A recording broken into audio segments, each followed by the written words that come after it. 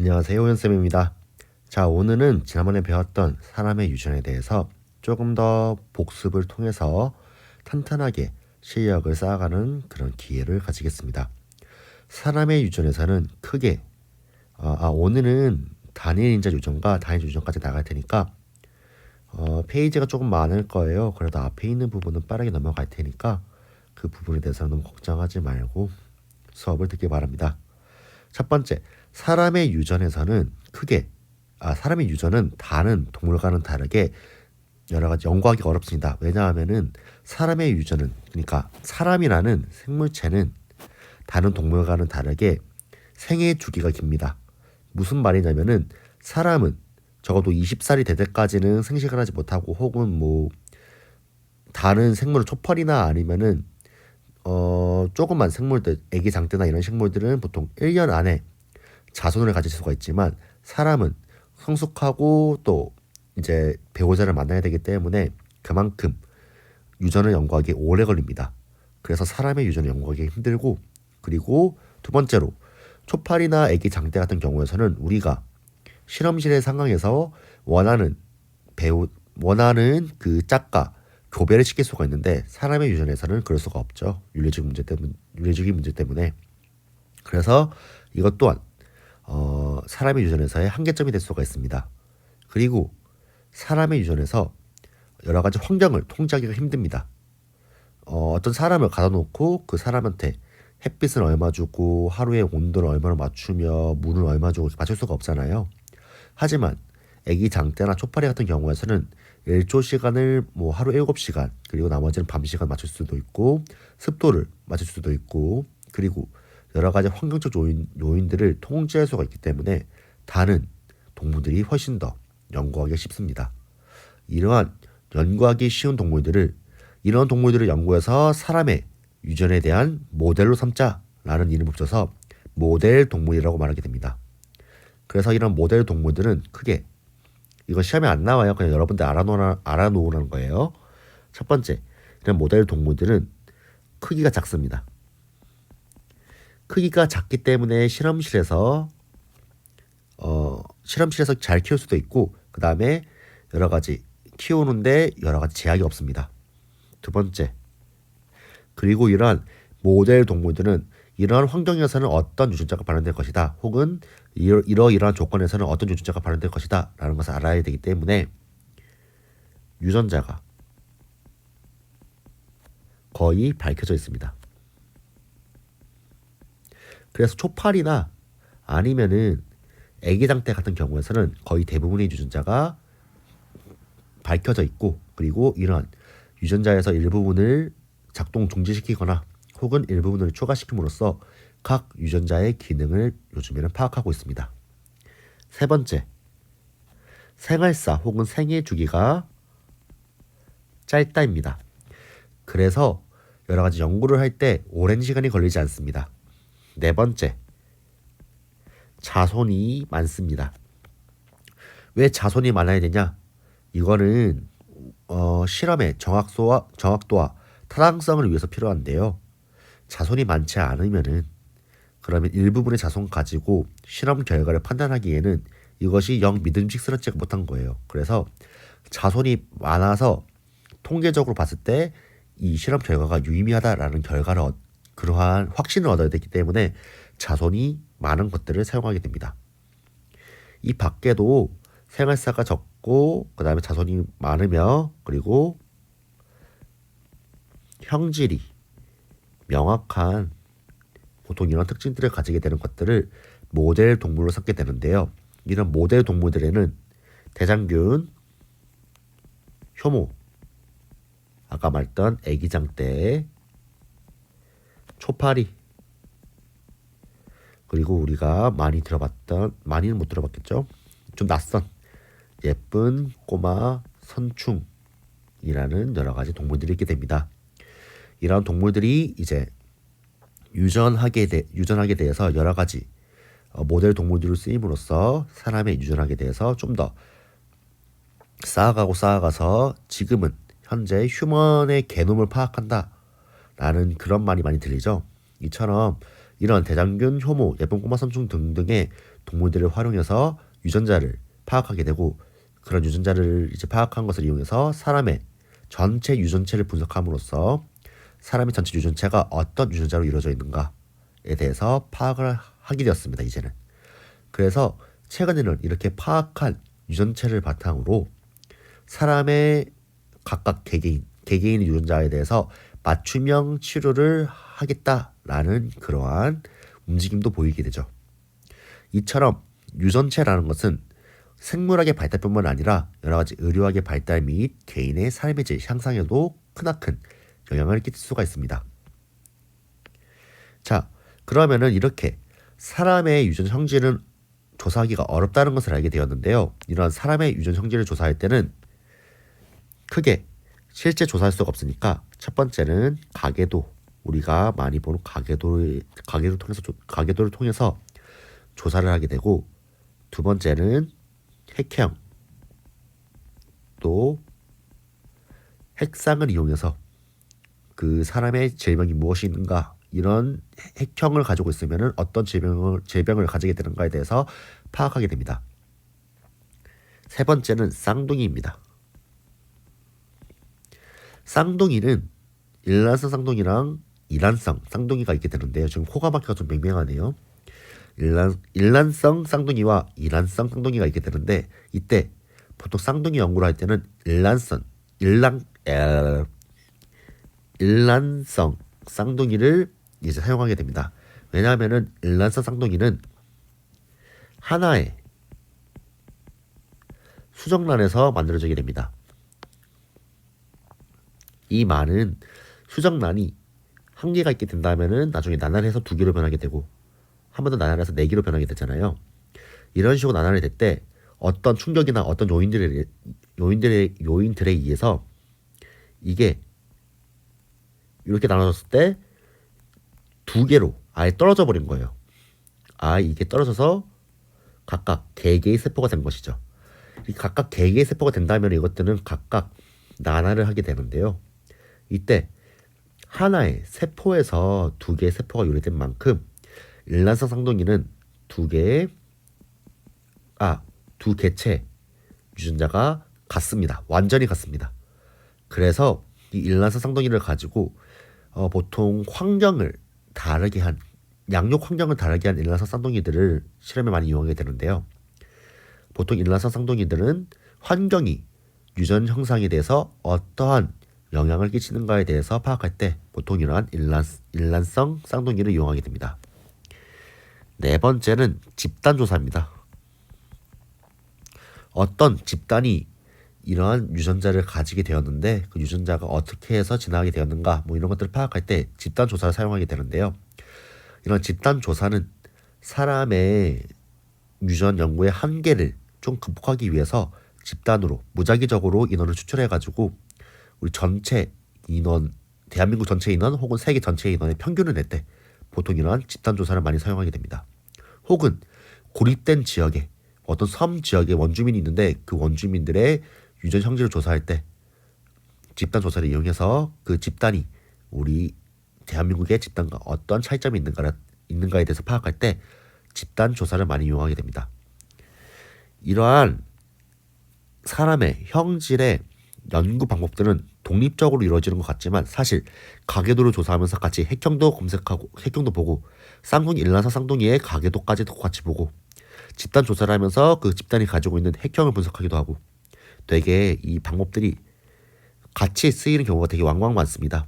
그래서 따로따로 쓰인다라고 하는 그런 착각을 가지면 안 될 것 같습니다. 이렇게 사람의 유전 형질을 연구하게 되는데요.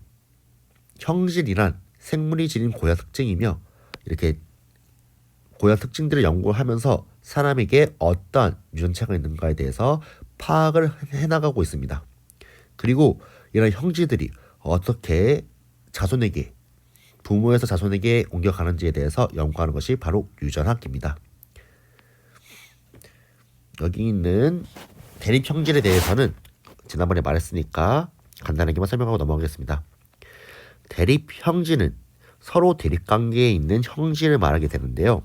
이런 대립 형질은 대립 유전자에 의해서 결정이 되게 됩니다. 대립 유전자는 상동 염색체 같은 부위에 있게 되는데요. 이게 아빠에게서 받은 상동 염색체, 그리고 이게 엄마에게서 받은 상동 염색체라면은 둘 다 이거 1번이라고 합시다. 둘 다 1번. 그러면은 둘 다 여기 만약에 라지 A가 있게 된다면은 여기도 스몰 a나 혹은 라지 A가 있게 된다는 것이죠. 물론 여기도 스몰 A 있을 수도 있겠네요. 이렇게 같은 형질을 결정하는 대립 유전자는 상동 염색체의 같은 위치에 있게 됩니다. 그리고 이러한 유전자의 조합에 의해서 그 대립 형질이 어떤 게 나오느냐가 결정되는데요. 이때 2형 접합자에서 라지 A 스몰 A에서 이건 무슨 색깔이야? 라지 A 스몰 A에서 나타나는 형질이 겉보기에 보이는 그 형질을 우리는 우성이라고 부르게 되고, 그리고 안 보이는 형질은 열성이라고 보이게 됩니다.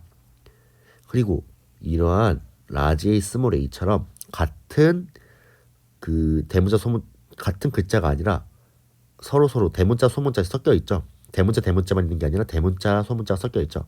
이렇게 섞여 있는 것을 우리는 이형 접합자라고 부르게 되는데, 이때 이러한 이형 접합자에서 나타나는 형질을 우성이라고 부르게 됩니다. 여기 보이는 거는 쭉 보면 될 것 같아요. 눈꺼풀, 보조개, 귓불, 그 다음에 혀 말기, 이마선, 엄지손가락 젖혀짐, 이거 모두는 우열이 뚜렷하며 우열의 법칙을 따르고 있습니다. 지금 혈액형과 눈 색깔은 크게 차이가 나지 않는데요. 이런 우성과 열성이 표시가 되지 않는데요. 혈액형은 여기 A, B형처럼 우열이 확실하지 않고, 그리고 눈 색깔 같은 경우에서는 되게 다양한 형질이 나타나게 되는데, 이런 것들 또한 우열이 확실하지 않은 것들이 있어가지고 이 아래에 있는 두 개는 표시가 되어 있지 않은 것입니다. 넘어갑시다. 이 장에서는 유전자형과 표현형, 그리고 열성과 우성에 대해서 나타내고 있습니다. 유전자형은 대립 유전자 구성을 기호로 나타낸 것이며, 이거 그리고 겉으로 보이는 것은 표현형이라고 부르게 됩니다.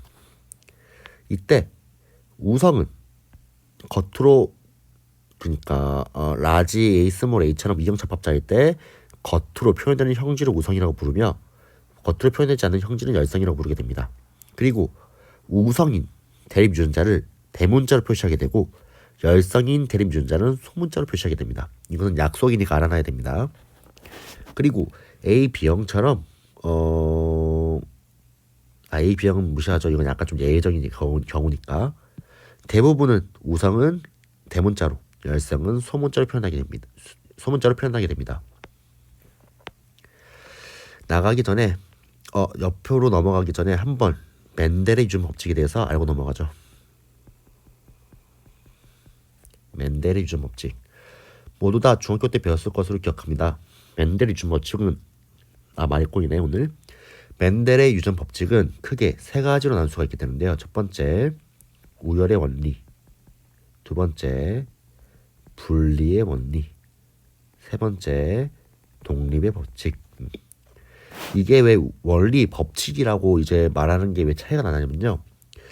차이가 왜 나냐면 그 예외가 발견됐거나 혹은 약간 좀 안 맞는 경우가 있을 때는 법칙에서 원리로 격화됩니다.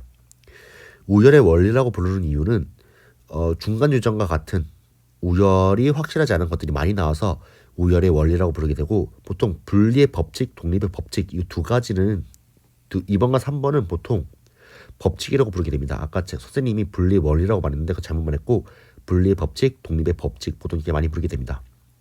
물론 2번과 3번에서는 연관이라고 하는 3번은 연관이라고 하는 그러한 이제 현상이 있어가지고 이것도 예외가 있게 되는데요. 보통 분리의 법칙은 돌멩이가 있지 않은 한은 거의 항상 지켜진다고 보면 될 것 같습니다. 우열의 원리는 말 그대로 이형 접합자일 때 우성이 표현된다. 그리고 각각 라지 A, 라지 A, 스몰 A인 동형 접합자끼리 교배를 시켰을 때 자손은 항상 우성을 나타내게 된다라고 하는데, 라지 A, 스몰 A를 교배시켰을 때 자손은 항상 우성을 표현되게 된다라는 게 우열의 원리입니다. 그래서 이 자손은 라지 A, 스몰 A를 가지기 때문에 이 두 개를 교배시키면 항상 우성이 나오겠죠. 이것을 우열의 원리라고 부르게 됩니다. 분리의 법칙은 상동염색체는 생식세포를 만들 때 각각 분리가 돼서 다른 생식세포로 들어간다 라는 것이 분리의 법칙입니다. 그리고 독립의 법칙은 이제는 약간 예전에는 맨델이 그렇게 안 말했었는데 지금은 조건을 한 개 붙이는데요. 독립의 법칙은 원래 맨델이 말했을 때는 갑자기 꺼져가지고 지금 독립의 법칙 말하다가 끊겼는데, 독립의 법칙은 맨델이 말했을 때는 각 대립 유전자가 다른 형질을 결정하는 것이라면은 그 대립 유전자는 독립적으로 분리가 되어서 생식세포에 들어간다라는 거였습니다. 하지만 요즘에는 좀 더 자세하게 말하면은 연간이라는 그러한 예외가 발생했기 때문에 독립의 법칙을 맞게 수정하려면은 각각의 대립 다른 형질을 결정하는 유전자가 다른 염색체에 있을 때 각각의 대립 유전자는 다른 생식세포로 들어가게 된다라고 말하는 것이 정확한 독립의 법칙이 되겠습니다. 물론 독립의 법칙 맨델이 말했을 때는 그런 연관을 발견하지 못했기 때문에 연관을 고려하지 않았어요. 하지만 이것을 연관을 고려한 좀 더 정확한 독립의 법칙을 만들 때는 그러한 조건을 쓴다는 거 알아두면 좋겠습니다. 이것도 시험에는 안 나올 거고 그냥 여러분들이 독립의 법칙과 분리의 법칙, 우열의 법칙을 좀 더 자세하게 알면 좋겠다라는 생각에서 자세하게 표현하는 거니까 그 부분은 어려우면은 넘어가도 될 것 같습니다. 자, 생각해보기 자손의 유전자형입니다. 이것을 우리는 아래에 있는 사각형을 우리는 퍼넷 사각형이라고 부르게 되는데요. 이것은 알고 보면 원리는 되게 간단합니다. 위에는 어떤 한 명의 남성이 부모 중에서 이제 아버지가 라지 스몰 A, 어머니도 라지 스몰 A일 때 각각의 이제 부모가 만들 수 있는 생식세포의 가지 수를 위에 적으면 됩니다. 라지 A 아버지가 라지 A 스몰 A니까 위에는 보통 정제를 적거든요. 난제를 적어도 되지만 정제를 보통 적는데 이 두 개 라지 A 스몰 A일 때 만들어질 수 있는 생식세포는 라지 A를 가지고 있는 정자 혹은 스몰 A를 가지고 있는 정자가 될 것입니다. 그래서 위에 그 가지수를 적어주고 아래도 마찬가지로 난자가 라지 A를 가질 수도 있고 스몰 A를 가질 수도 있으니까 이렇게 적어주면 됩니다. 그리고 이것들을 이제 각각 칸에 적음으로써 경우의 수를 따져주게 되는 것입니다. 그러면은 여기에서 만약에 라지 B 스몰 B 또한 추가가 된다면, 그리고 이것이 분리의 법칙과 독립의 법칙을 따른다면은 어떻게 퍼넷 사각형을 그릴 수가 있을까요? 일단은 라지 A랑 스몰 A는 따로 되고 라지 B 스몰 B도 독립적으로 분리가 되게 되니까 이 정자는 라지 A, 라지 B, 라지 A, 스몰 B, 스몰 A, 라지 B, 스몰 A, 스몰 B의 유전자형을 가질 수가 있을 것입니다. 다시 설명해 줄게요. 만약에 부모의 유전자형이 둘 다 라지 A, 스몰 A, 라지 B, 스몰 B이고 이 라지 A랑 스몰 B의 유전자가 연관되어 있지 않았을 때 이 라지 A랑 스몰 B는 각각 독립적으로 생식세포에 들어가게 될 것입니다. 그러면은 이 생식세포의 이제 가지수는 라지 A를 가지고 있고 라지 B를 가지고 있는 게 있을 거고, 얘랑 같이 들어가는 경우, 얘랑 라지 A랑 스몰 B랑 같이 들어가는 경우, 스몰 A랑 라지 B랑 같이 들어가는 경우, 스몰 A랑 라지 B랑 스몰 A랑 스몰 B랑 같이 들어가는 경우가 있을 것입니다.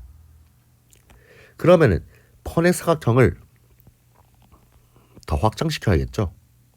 여기서는 첫 번째에서는 우리가 아까 맨 처음 봤을 때는 부모의 유전자형이 라지 스몰 a밖에 없었어요. 그래서 경우의 수가 두 가지밖에 안 나왔어요. 하지만 여기에 라지 b 스몰 b를 추가했을 때는 경우의 수가 네 가지가 나오므로 정자 또한 네 가지가 나오는 라지 b, 라지 스몰 b, 라지 a 스몰 b, 스몰 a 라지 b, 스몰 a 스몰 b 이 네 가지 형을 이제 편의사각형 위에 적어야 됩니다. 난자도 마찬가지로 정자랑 마찬가지로 네 가지 경우가 나오겠죠.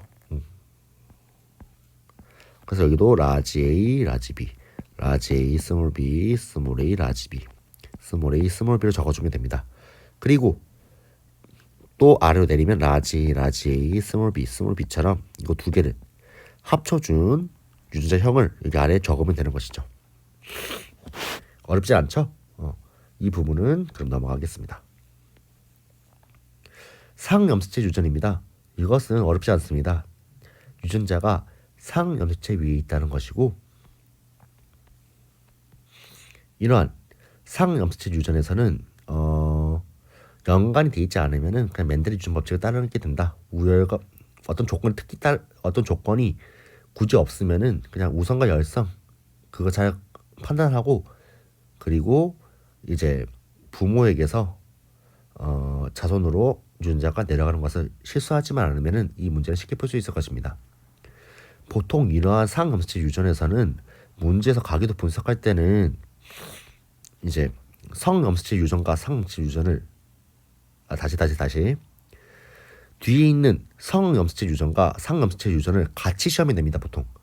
그리고 이러한 이제 가계도 문제에서는 맨 처음에 이 형질이 우성이냐 열성이냐를 먼저 따지게 됩니다. 그리고 이러한 이제 염색체가 성염색체이냐 혹은 상염색체이냐 이거 두 개를 판단하면 문제는 다 끝납니다. 이거를 판단하기 위해서 조건들을 해석해야 되는데요. 그런 조건들을 해석하는 게 어려울 뿐입니다. 그런 조건들 해석하는 것을 좀 더 연습하면은 결국 문제 모든 것은 우성이냐 성염색체냐 상염색체냐 이걸로 귀결된다는 것을 알 수가 있을 것입니다. 이 문제 해석할 때가 좀 어려운데요. 문제 해석하는 것은 이거 다 끝나고 문제 풀 때 같이 그 어떤 문제 조건들을 해석하는 걸 같이 보면서 배워 나가도록 합시다. 이런 상염색체 유전에서는 눈꺼풀, 보조개, 깃불, 엄지손가락 젖혀짐, 그리고 미맹 등등이 다 상염색체 유전에 포함되게 되는데요. 이런 것들은 이론적으로 남녀에서 형질의 발현 빈도가 같게 됩니다. 그리고 보통 이러한 상염색체 유전은 우성과 열성으로 뚜렷이 구분될 수도 있지만 안 될 수도 있습니다. 이거 여기 책에서는 지금 우성과 열성으로 뚜렷이 구분된다고 했으나 중간 유전 혹은 공동 우성 등등과 같은 여러 가지 예외가 있으므로 너무 이 말을 맹신하지 않는 게 좋을 것 같습니다. 이쪽은 넘어가겠습니다. 이형첩합성이라는 말 나왔죠. 넘어갑시다. ABO식 혈액형은 이것도 대립유전자 한 쌍으로 이루어져 있고 한 쌍으로 개정되며 상염색체 위에 있습니다. 그리고 이런 것들은 이제 공동 우성이라고 불리는 AB형이 있게 되는 공동 우성의 예인 AB형이 있게 되는데요. 이런 것들은 이러한 ABO식 혈액형처럼 ABO식 혈액형처럼 A, B, O 즉 3개 이상의 유전자가 한 쌍 이상의 유전자가 형질을 결정하게 되는 그러한 유전을 우리는 복대립 유전이라고 말하게 됩니다. 복대립 유전이라고 말하게 됩니다. 이때 3개 한 쌍 이상의 대립 유전자가 하나의 형질을 결정하는 것을 복대립 유전이라고 말하게 되는데 이때 결국 한 쌍 이상이라고 했잖아요. 여러 개, 3개 이상 유전자가 있게 되는데 이 중에서 형질을 직접적으로 결정하는 것은 한 쌍이어야 됩니다. 다시 말해주자면은 지난번에 선생님이 오프라인에서 설명했던 것처럼 다인자 유전과 복대립 유전을 헷갈리면 안 된다라는 그런 말인데요. 다인자 유전은 한 쌍 이상의 유전자들이 뭐 A, B, C 이 유전자들이 모두 하나의 형질을 결정하게 됩니다. 하지만 다인자 유전은 그렇게 됩니다. 하지만 복대립 유전은 이제 라지 A, 스몰 a, 라지 B, 스몰 b, 라지 C, 스몰 c가 있게 된다면은 여기 중에서 한 쌍만 라지 A 선택되면은 뭐 스몰 b 선택해서 이게 하나의 유전자를 결정하거나 뭐 이런 식으로 결정되는 게 말이 좀 이상해졌네 이거. 지우겠습니다. 다시 라지 A, 라지 B, 뭐 C, D가 있게 된다면은 이러한 여러 개 유전자 중에서 한 쌍만 라지 B 이런 식으로 한 쌍만 하나의 형질을 결정하는 것은 복대립 유전이라고 말하게 됩니다. 즉 이런 복대립 유전도 단일 인자 유전에 속한다라고 말할 수가 있겠죠. 뒤에 단일 인자 유전을 이번에 배우니까 이 말을 기억해뒀다가 왜 단일 인자 유전에 속하는지에 대해서 한 번 더 알아보도록 합시다. 혈액형은 너무 많이 설명했으니까 넘어가겠습니다. 성염색체 유전입니다. 이것은 말 그대로 유전자가 성염색체 위에 있다는 것이며 X염색체 위에 있을 수도 있고 Y염색체 위에 있을 수도 있습니다. 하지만 보통 많은 유전자들이 X염색체 위에 있습니다. 아버지에게서는 이제 X랑 Y를 물려받을 수가 있고 어머니에게서는 X만 받을 수가 있게 되는데요. 아들이 태어나려면은 아버지한테서 무조건 Y를 받아야 되겠죠. 그리고 어머니에게서는 X를 받아야 됩니다. 그래서 이거는 나중에 미안해요. 지금 헷갈렸습니다. 지금 순서가 헷갈렸어요. 아이고 오늘 많이 꼬이네. 성염색체 유전은 성염색체 위에 유전자가 있게 되는데 그래서 아들이랑 자손에서 아들이랑 딸에서의 유전자 발현 빈도가 다르게 나타납니다. 아버지가 XY를 가지고 있고 어머니가 XX를 가지고 있으니까 딸에게서 딸이 태어나게 되려면 아버지에게서는 무조건 X를 받아야 되겠고 아들이 태어나려면 아버지에게서 무조건 Y를 받아야 됩니다.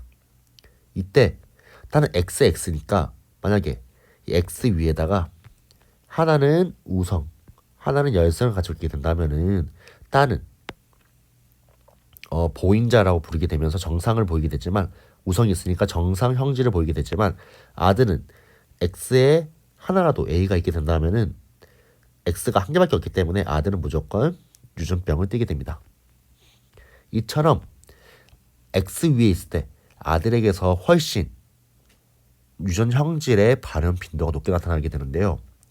이처럼 성염색체 유전에서는 남녀의 유전 형질의 발현 빈도가 다르게 나타날 수가 있는 특징이 있게 됩니다. 하지만 문제에서는 이걸 역이용하게 되는데요. 일부러 남자에게서 많이 나타나게 하고 그 형질이 사실은 성염색체 유전인 게 밝혀질 수도 있는 그러한 낚시질을 할 수가 있기 때문에 이 부분에 대해서는 여러분들이 이제 여러 경우의 수를 따지면서 이것이 성염색체인가 혹은 상염색체인가를 따져야 되는 것이 필요합니다. 이렇게 성염색체 유전에서는 형질이 나타나는 빈도가 성별에 따라서 다르게 나타나게 되는데 이러한 유전 현상을 반성 유전이라고 말하게 됩니다. 이거 시험에 안 나오는 거 이러한 반성 유전은 나오지만 두 번째, 세 번째는 안 나옵니다. 반성 유전은 성염색체 위에 유전자가 있어가지고 그 발현 빈도, 성별에 따른 발현 빈도가 다르게 나타나는 것입니다. 그래서 발현 빈도가 다르게 나타나는 것입니다. 그래서 이런 것의 대표적인 예시로는 생명이 있습니다. 혹은 성염색체라고 말했잖아요. Y 염색체 위에 있으면은 X 그 딸에게서는 전혀 안 나타나고 여자한테서는 전혀 안 나타나고 남자한테서만 나타나겠죠.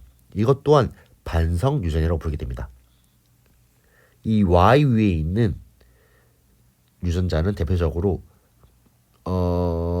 귀에 털이 많이 나게 하는 유전자가 있게 되는데요. 그런 것들은 보통 앞에서 보게 되었을 때 귀에서 털이 나와 있는 모습을 볼 수도 있을 만큼 귀에 털이 무성하게 됩니다. 이런 반성 유전과 많이 헷갈리는 것이 한성 유전과 종성 유전이 있게 되는데요. 많이 헷갈리죠. 이거는 한성 유전은 반성 유전과 차이점이 얘네들은 상염색체에 있습니다. 형질이. 얘 또한 마찬가지로 대립 유전자가 둘 다 상염색체 위에 있게 됩니다. 반성 유전과 차이점이 크죠. 이러한 한성 유전은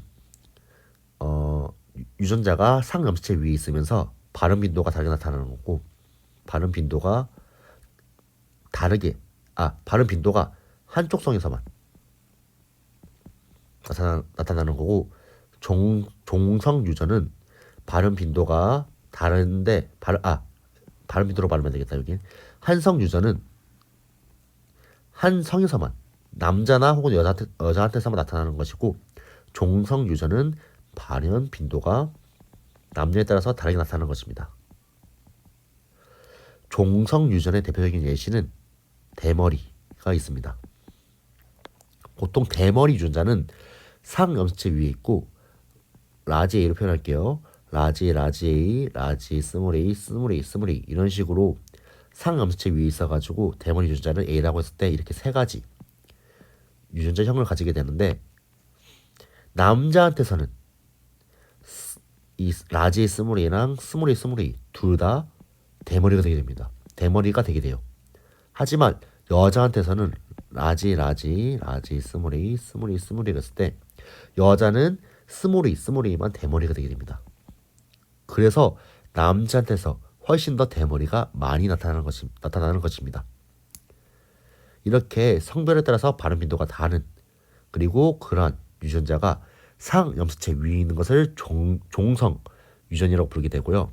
한성 유전은 상염색체 위에 있으면서 한성에서만 그 형질이 나타나는 것을 한성 유전이라고 부르게 됩니다. 이거 넘어가겠습니다. 몰라도 돼요. 정록 승명이 대표적이고 이 성염색체 유전에서는 이거는 이제 앞에서 상염색체 유전과 구분하는 문제가 많이 나오게 됩니다. 이때 구분할 때 선생님은 보통 부모와 이제 자손을 볼 때 어머니가 유전병이냐 아니냐를 먼저 보게 돼요. 어머니가 유전병이면은 맨 처음에 우성과 열성을 구분하고 이게 열성이다. 근데 어머니가 유전병이다. 그러면은 아들이 유전병인가 아닌가를 확인하게 됩니다. 만약에 아들이 유전병이 아니라면은 이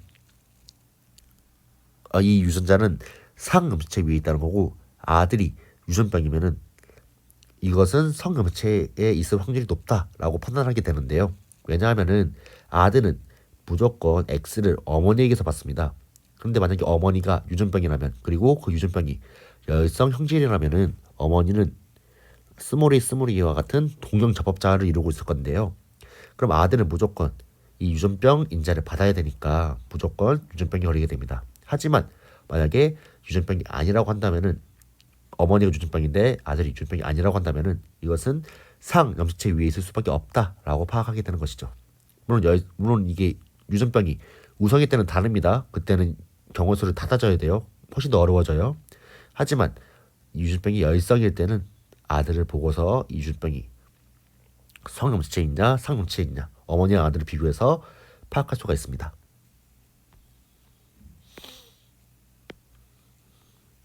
그리고 다른 예로 혈우병이 있습니다. 혈우병은 이제 보통 영국 왕가에서 가계도를 분석한 결과를 많이 보이게 되는데요. 이러한 영국 왕가잖아요. 왕가는 혈통을 되게 중요시 여겼어요. 그래서 가계도, 족보가 다 있고 그래서 이런 혈우병을 연구하기가 되게 쉬웠다고 합니다. 영국 왕가에서는 혈우병이 은근히 빈번하게 나타나게 되는데요. 이렇게 빈번하게 나타나는 이유는 얘네들은 왕의 피는 고귀하다 혹은 황실의 피는 고귀하다라고 부르게 되면서 그 피를 진하게 하고자 근친 결혼을 많이 했습니다. 그래서 그런지 그 여기 지금 보게 된다면은 선이 이렇게 연결되어 있죠. 근친 결혼을 많이 하게 되었는데 그래서 유전자가 점점 혈우병의 유전자가 점점 진해지는 그런 결과가 나타나게 되었습니다. 이게 계속 가게 된다면은 근친 결혼을 계속하게 된다면은 결국에 어, 이 열성 유전자의 비율이 점점 늘어나게 되는데요. 그렇게 늘어나는 이유에 대해서는 여러분들이 생투에 들어가서 하디 바인베르크 법칙을 배우고 그 유전자 빈도를 계산할 수가 있게 된다면은 이런 열성 유전자가 점점 진해지는 이유에 대해서 파악할 수가 있을 것입니다. 그 부분은 생투에서 배웁시다. 어쨌든 가계도가 잘 나와 있으니까 영국 왕가에서의 그 혈우병 유전자를 연구하기도 쉽고 그리고 혈우병이 좀 티가 많이 나는 질병이다 보니까 훨씬 더 연구가 쉬워가지고 이런 영국 왕가에서의 가계도가 많이 연구가 되었고 예시로 많이 나오게 되었습니다. 그래서 혈우병 또한 이런 성염시체 유전이라는 것을 꼭 파악하고 있길 바랍니다. 대망의 단일인자 유전과 다인자 유전입니다. 결국 오늘 배울 거는 이거였는데 많이 길었습니다. 단일인자 유전은 대립 유전자 한 쌍으로 형질이 결정되는 유전 형상을 단일인자 유전이라고 부르게 됩니다. 결국 ABO식 혈액형도 A, B, O라고 하는 세 가지의 유전자가 있었지만 그 중에서 딱 두 개, 즉 한 쌍만 형질이 결정하게 되었죠. 이처럼 한 쌍만, 한 형질이 결정하는데 한 쌍만 관여하는 것을 단일 인자 유전이라고 부르게 됩니다. 보통 이런 단일 인자 유전은 우열의 법칙을 따르는 것이 훨씬 많기도 하고 그리고 환경에 영향을 적게 받는 그런 특징이 있게 됩니다. 하지만 피부색, 키, 몸무게, 눈 색깔 등등과 같은 경우에서는 되게 여러 개의 유전자가 함께 작용해가지고 형질이 결정이 되는데 이런 현상을 다인자 유전이라고 부르게 됩니다. 이런 다인자 유전은 환경의 영향을 크게 받습니다. 그리고 이런 다인자 유전에서는 표현형이 다양하게 나타나게 되는데요. 이런 표현형은 유전자의 종류가 많으면 많을수록 즉 이 하나의 형질을 결정하는 유전자가 A, B, C, D라고 했을 때 이 A, B, C, D 말고도 E, F 등등 하나의 형질을 결정하는 유전자가 많으면 많을수록 이 표현형이 그래프를 그려보게 된다면은 정규 분포를 따르게 됩니다. 정규 분포라는 말은 여러분들이 확률과 통계를 배울 때 배우게 될 건데요. 간단하게 말하자면은 이렇게 종 모양의 그래프가 정규 분포라고 보면 될 것 같습니다. 그 어린 왕자에서 말했던 코끼리 삼킨 보아뱀 그 모양처럼 정규 분포의 그래프는 코끼리를 삼킨 보아뱀의 모양이다 라고 생각하면 될 것 같습니다. 그래서 이러한 이제 유전 형제의 표현형 개수를 조사해서 분포로 그래프 나타나게 된다면은 이런 식으로 나타나게 되는데요. 단일인자 유전은 딱 우선과 열성이 구분되지만 다인자 유전은 우선과 열성이 구분이 되지 않습니다. 그리고 곡선 형태로 나타나게 되며 이런 표현형은 보통 이 라지 A, B, C, D 이것들의 대문자의 개수, 우성의 개수가 얼만큼 있냐에 따라서 그 표현형의 정도가 달라지게 됩니다. 뒤에 있나? 없네요. 자, 예시를 들어주게 된다면은 만약에 피부색을 결정하는 유전자가 A, B, C, D가 있다고 합시다. 그러면은 여기 A, B, C, D에서 잠깐만요. A, B, C 중에서 대립유전자가 라지 A, 대립유전자는 스몰 a, 라지 B 대립유전자는 스몰 b, 스몰 c, 스몰 d가 있다고 합시다. 이때 라지 A를 가지고 있으면 색깔이 검어지고 스몰 a를 가지고 있다면 색깔이 휘어진다고 생각해 봅시다. 라지 B도 마찬가지로 검고 희고, 대문자는 검고 소문자는 희고라고 생각하면 됩니다. 이처럼 다인자 유전에서는 이 A, B, C, D라는 유전자가 어떤 특정한 형질을 결정하는데, 뭐 라지 A는 뭐 희고 검고 뭐 희고 검는 걸 결정하고, B는 뭐 노랗고 아니면은 뭐 흰 걸 결정하고 이런 게 아니라 싹 다 A, B, C, D 마찬가지로 검고 흰 거를 결정하게 되는데요. 선생님 말 이해하셨나요? 다시 말해준다면은 라지 A, B, C, D 모두 다 하나의 검고 흰 형질을 결정하지, 라지 A는 검고 흰 걸 결정하고, 스몰 B는 노랗고 뭐 빨간 걸 결정하고, 뭐 C는 파란 거는 그렇지. 약간 노랗고 아까 말했고, 뭐라고 말하지? 녹색. 어쨌든 이런 식으로, 아유 기억이 안 나는데, 어쨌든 이런 식으로 서로 다른 형질을 결정해가지고 합해진 게 피부색이 아니라 싹 다 같은 형질을 결정하는, 싹 다 같은 그 형질을 결정한다는 겁니다. 검은코 희고, 검은코 희고, 검은코 희고, 검은코 희고, 검은코 희고, 검은코 희고, 검은코 희고, 검은코 희고, 이런 식으로. 그래서 이 대문자 우성이 얼마나 많냐에 따라서 표현형이 결정되게 되는데요. 라지 A, 스몰 b, 라지 B, 스몰 b, 라지 C, 스몰 c, 스몰 d, 스몰 d라고 하게 된다면은 대문자가 하나, 둘, 셋, 네 개잖아요. 그러면 얘는 검4가 되는 겁니다. 검4라고 표현형이 검4가 되는 겁니다. 그냥 검4라고 표시할게요. 그 피부색이 어두운 정도를. 그런데 그러면 다른 이제 자손이 라지 A, 스몰 a, 라지 B, 라지 C, 스몰 c, 스몰 d, 스몰 d라고 합시다. 그러면 대문자가 얘도 하나, 둘, 셋, 네 개죠. 맞죠? 그럼 얘도 마찬가지로 표현형은 검4가 되게 되는 겁니다. 이처럼 이런 다인자 유전은 그 형질을 결정하는 유전자가 얼마나 많이 있냐에 따라서만 결정이 되지, 뭐 라지 B, 라지 C 등등과 같은 여러 대립 유전자에 대해서는 차이점이 거의 없다는 거, 단지 대문자의 개수에 따라서만 표현형이 결정된다는 거 파악하면 될 것 같습니다. 그러면은 만약에 라지 A, 라지 B, 라지 C, 라지 D가 표현형이 결정이 된다면은, 물론 마찬가지로 대립 유전자가 있겠죠.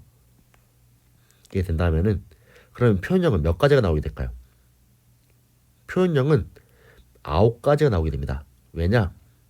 대문자가 한 개도 없는 경우에서 대문자가 라지 A, B, C, D 모두 다 있는 경우 8가지, 모두 다 있는 8개까지 있는 경우가 있으니까 0에서부터 8까지니까 9개의 유전 형질이 나타나게 됩니다. 그러면은 이거를 이해하기 어려우면은 한번 적어볼게요. 일단 우리의 유전자는 라지 A, 스몰 a, 라지 B, 스몰 c처럼 대립 유전자가 있습니다.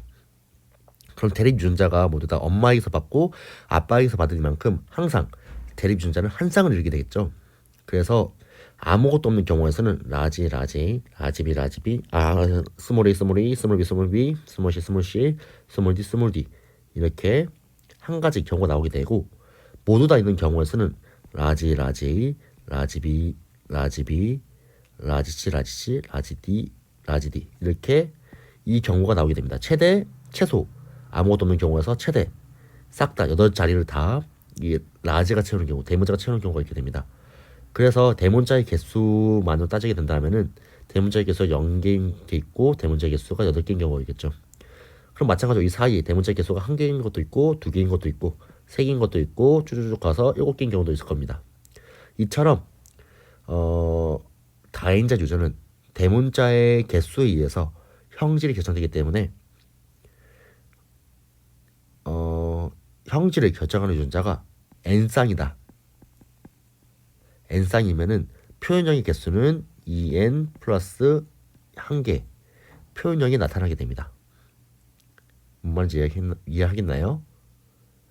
왜 2n 플러스 한 쌍이냐? 이 한 개는 0, 아무것도 없는 경우에 포함되고 이 2n은 한 개부터 2n개까지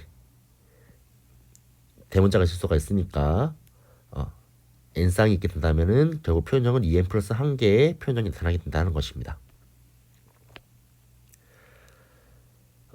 그리고 이것 또한 마찬가지로 확률과 통계를 알아야 되는데요. 이 개체수, 이 표현형 개수 하나, 둘, 셋, 넷, 다, 일곱, 여덟 이쪽 이 표현형 개수는 2n 플러스 한 개라면은 이 개체수는 대략적으로 2n, c 이게 만약에 3개 있는 경우라면 3, 뭐 이런 식으로 표현할 수가 있게 됩니다. 이거는 수학이니까 여러분들은 그냥 깊게 생각할 필요 없고 나중에 확률과 통계 배웠을 때 이 부분이 기억나면은 왜 그렇게 되는가에 대해서 한번 고찰을 해보길 바랍니다. 자, 그래서 오늘 단위인자 유전과 다인자 유전을 배웠습니다. 단위인자 유전은 대립유전자 한 쌍으로 형질이 결정되는 유전 현상이며 다인자 유전은 대립유전자 여러 쌍이 작용해서 형질을 결정하는 유전자이며 보통 다인자 유전은 대문자의 개수에 따라서 표현형이 결정이 된다. 그리고 그 표현형은 만약에 대문자가 n개가 있게 된다면은 잘못 미안해요. n쌍이 아니라 n개 대문자가 n개 종류가 있게 된다면 A, B, C, D 4개 종류가 있게 된다면은 표현형은 우리는 대립유전자를 엄마 아빠에서 받음으로 대립유전자가 들어갈 수 있는 자리는 8개니까 2n 플러스 1개가 되게 된다는 거. 더 헷갈리겠네. A, B, C, D 4개의 종류의 대문자가 있게 된다면은 그 하나의 형질을 결정하는 4개 대문자가 하나의 형질을 결정이 된다면은 그러면은 대립유전자 자리는 모두 한 쌍이니까 n개가 있다고 하면 그 n개가 2번 들어갈 수 있으니까 엄마에게서 1번, 아빠에게서 1번, 2번 들어갈 수 있는 자리가 있으니까 n 플러스 2개에다가 아무것도 없을 경우 한 가지 추가해서 2n 플러스 1개의 표현형이 나타날 수가 있게 된다라는 것까지 말했습니다. 이 부분에 대해서는 많이 헷갈릴 것 같은데 선생님의 설명이 조금 애매해서 모르는 거 있으면 선생님한테 오면은 바로바로 설명을 해주겠습니다. 자, 오늘의 수업은 여기까지입니다. 모두들 고생했고 다음번에는 이제 사람의 유전병에 대해서 나가겠습니다. 모두 고생했어요.